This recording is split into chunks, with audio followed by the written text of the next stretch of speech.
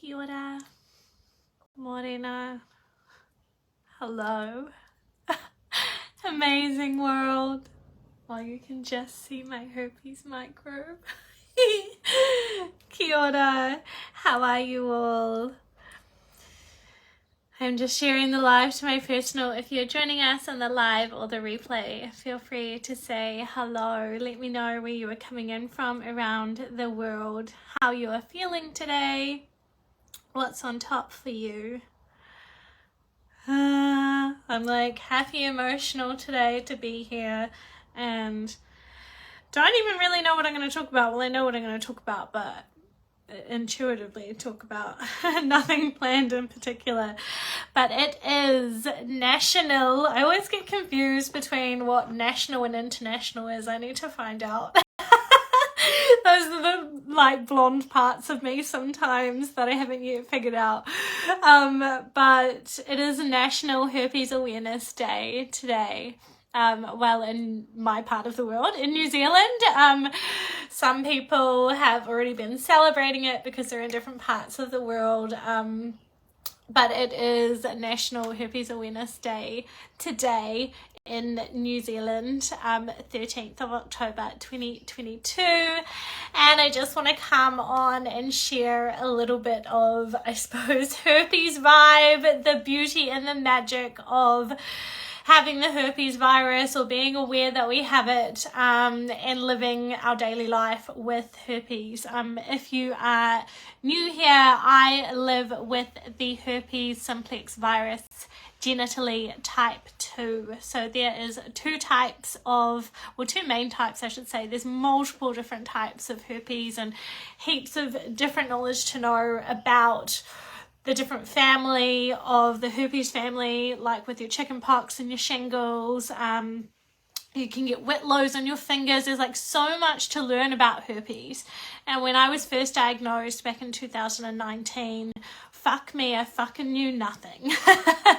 All I knew was what stigma had taught me, what societal stigma had taught me, which was pretty much that you're yuck, or you're ruined, or you're not good if you live with an STI. Like, that's kind of what I learnt growing up, and through sexual health education. And I say sexual health education like that because, of course, people tried, but the education out there around our sexual health is fucking shit. Like, it generally is. But in saying that, it's also getting way fucking better with beautiful people all around the world that are speaking into stigma with herpes or HIV or STIs or sexual health and mental health more and more and more.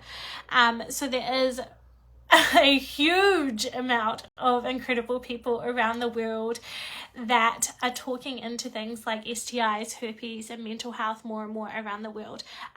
If you do live with the herpes virus, and you would like to know some more beautiful people to follow their journey that speak outwardly, kind of slaying the stigma, breaking down the shame, breaking down all the judgment, assumption, and the stories that have kind of been created throughout society, do send me a private message or pop a comment in the comments if you would like some of the names of the other beautiful people around the world in different areas and different spaces.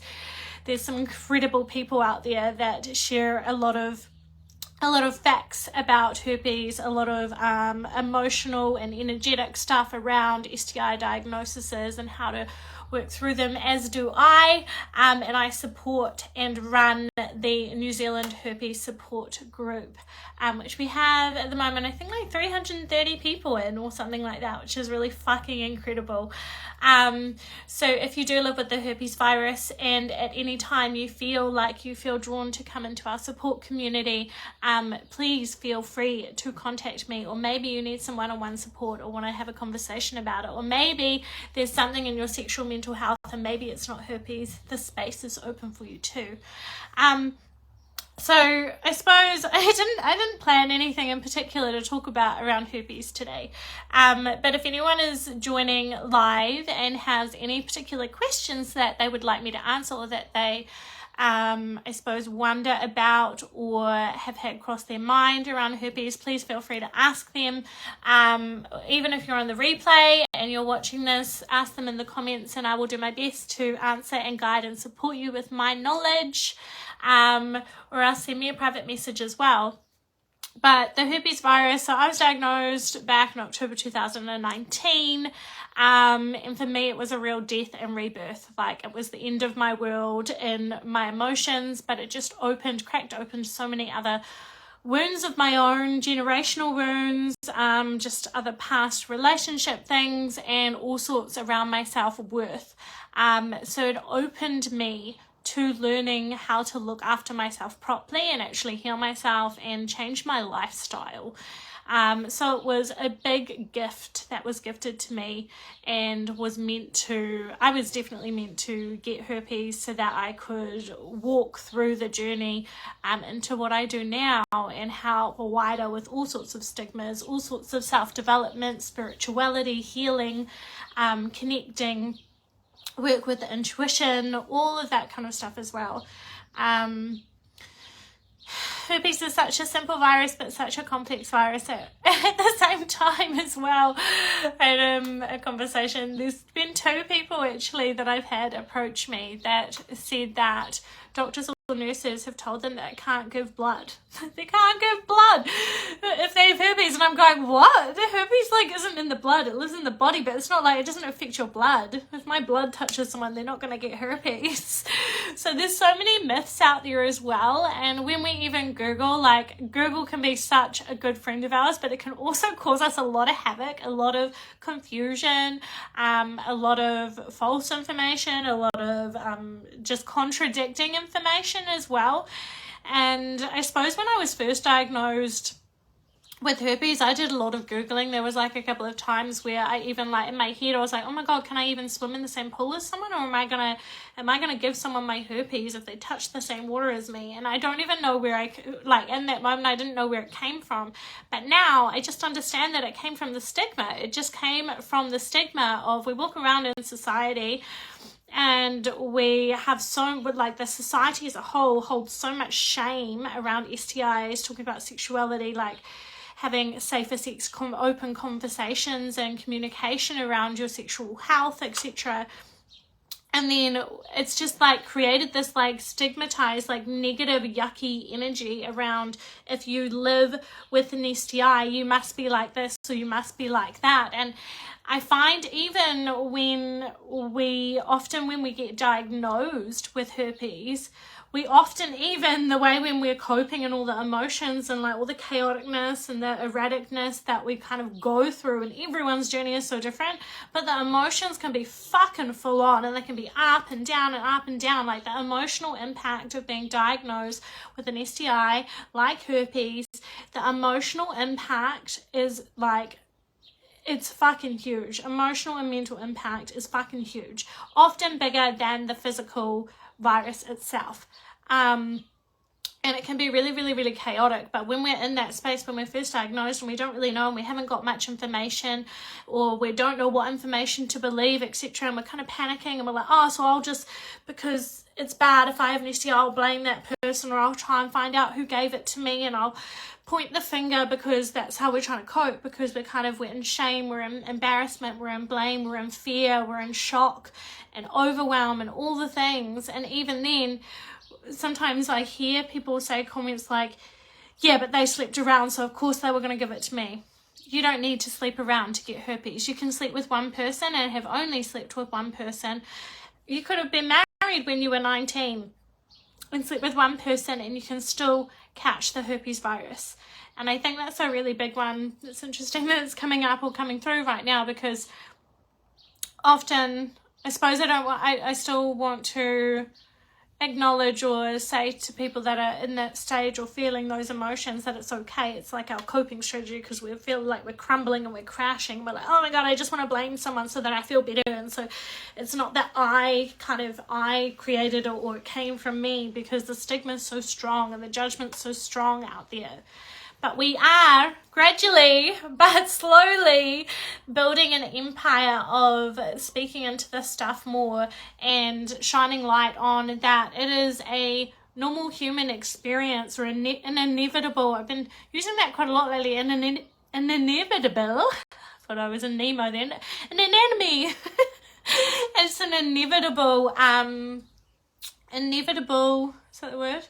Yeah, inevitable human experience that we have sexual intercourse, we have intimacy with others, and it may not even, like, you can still get herpes even if you wear a condom.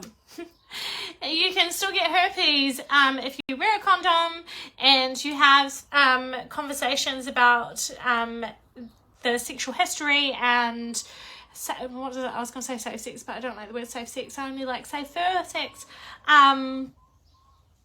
You can still get herpes in many different ways. There's different people that, of course, there's different people, Maddie. Maddie's like, what? There is different stories that everyone has. Like, there is such a variety. There's different, like, you can get herpes on your fingers. There has been stories that I have heard about a parent before having a cold sore on their nose, wiping their nose accidentally because they thought it was healed, and then they had changed a baby's nappy, and then they had transferred the herpes virus and things like that. Not common, definitely not common, but stuff happens. Like, anything can happen. And then I've heard of 3 different people that have been diagnosed with HSV type 2, which is most commonly in your genital area, or it likes to gravitate and live in that kind of area. I have heard 3 different people that have been diagnosed with HSV2 on their leg, foot, or their bum cheek. And that's technically not genital herpes, but people have come to me and be like, oh my God, the doctor told me that I have genital herpes. And then I'm like, okay, tell me the story, like, let's unfold it. What do you need? How are you feeling? And we're unpacking it. And then I realized, okay, so they don't have genital herpes, because genital is the location that the herpes is, like, living or is outbreaking. But that does not mean that they have genital herpes on their foot or their bum. Like, it is a type, HSV type 2, which is most commonly found or likes to live at the location of our genital area. So it can be quite complex. The testing is very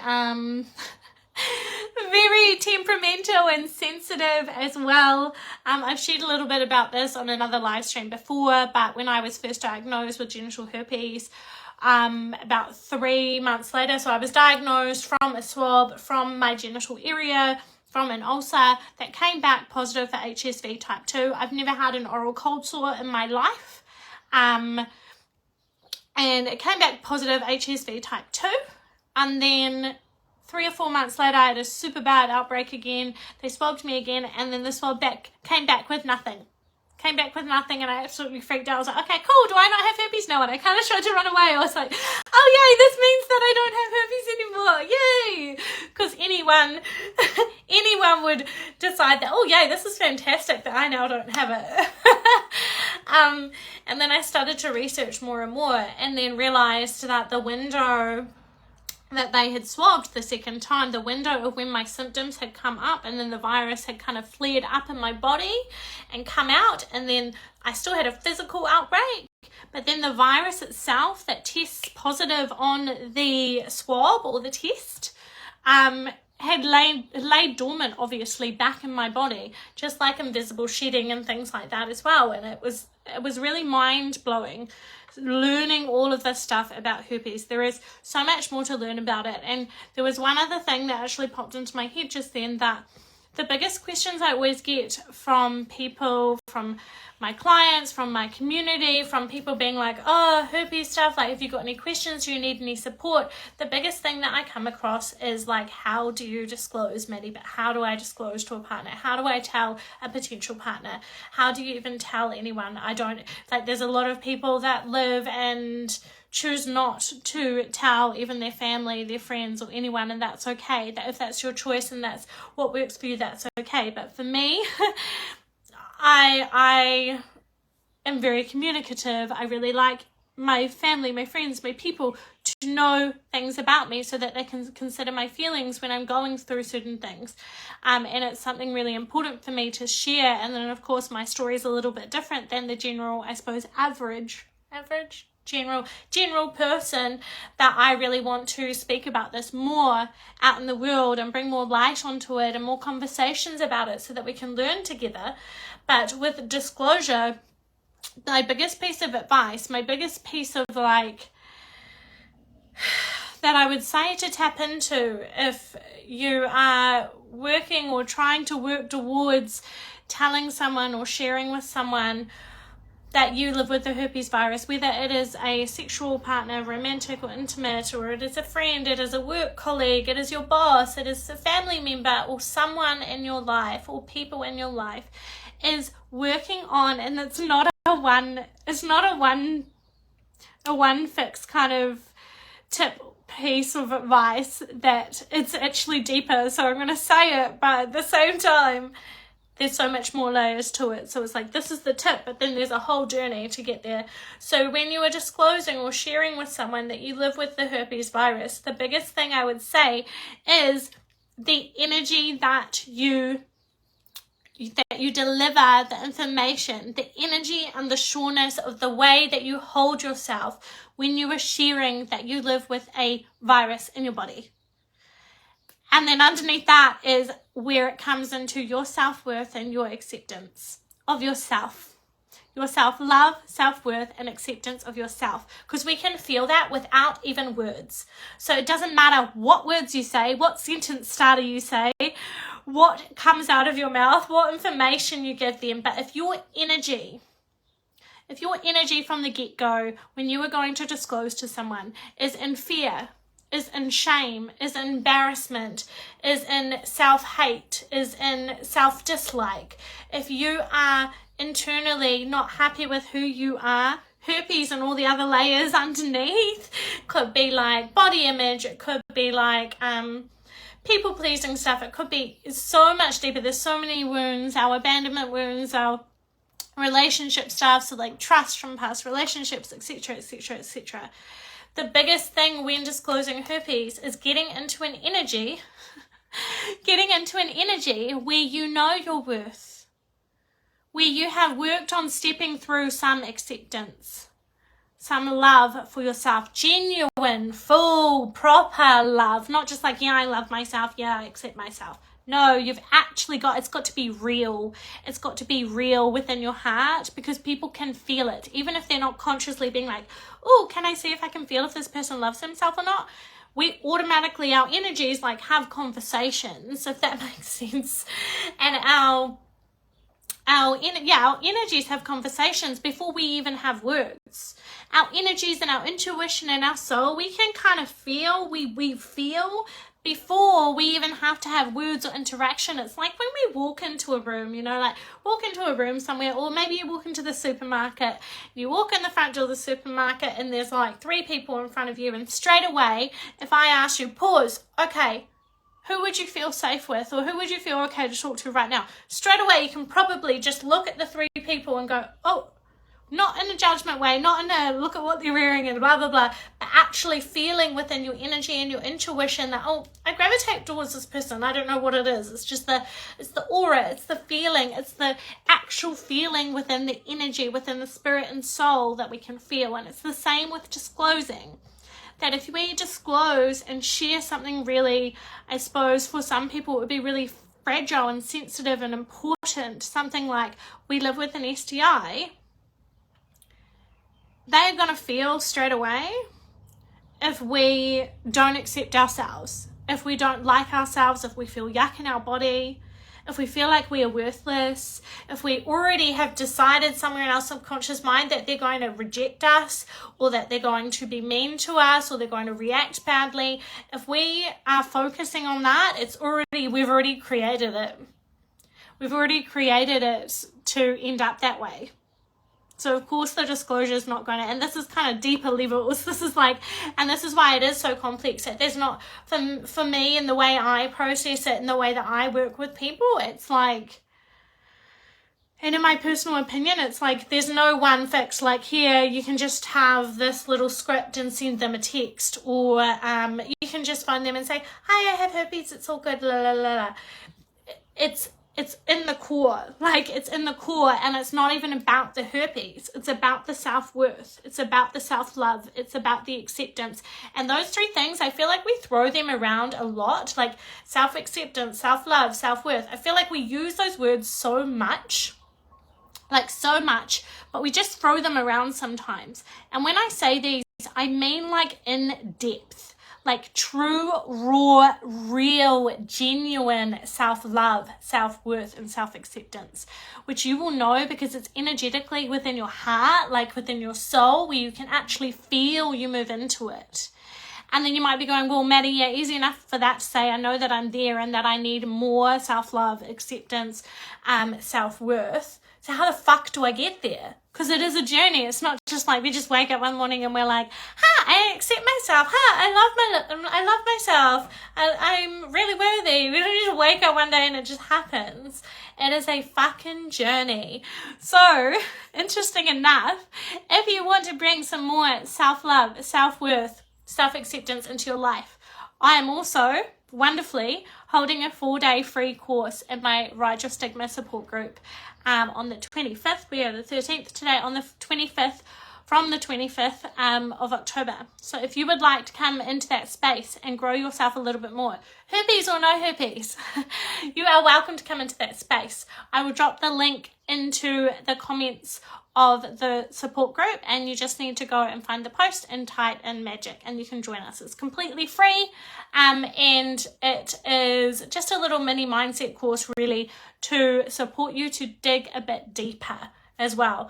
Otherwise, go and read the books. Find someone that you like to listen to, that you follow. There's so many people on like TikTok, Facebook, Instagram, so many inspiring different people, entrepreneurs that work through all of these things and help you to create more self-worth, more self-love, more self-acceptance. But it's a fucking journey.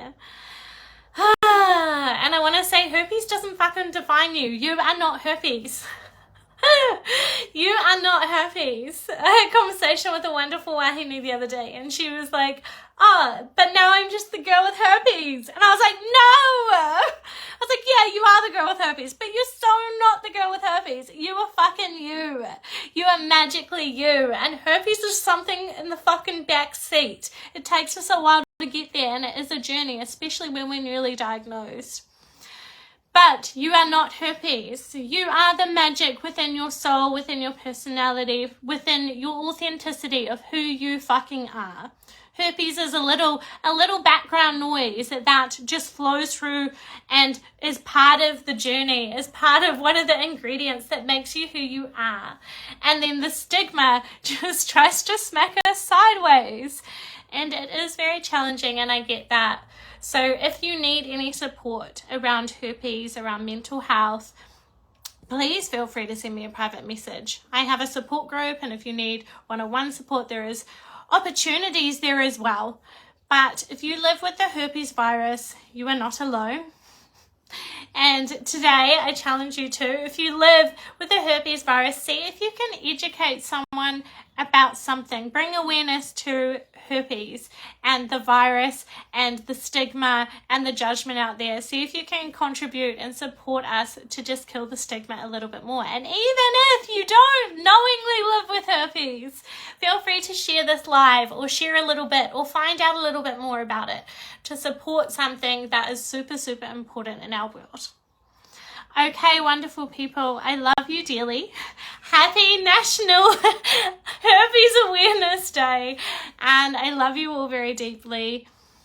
It is not the end of the world, even though I know it feels like the end of the world when you are diagnosed. Herpes is just a little bit of flavor on the side, and you can step through it. So you are still beautiful, you are still worthy. I love you dearly, and see you again soon.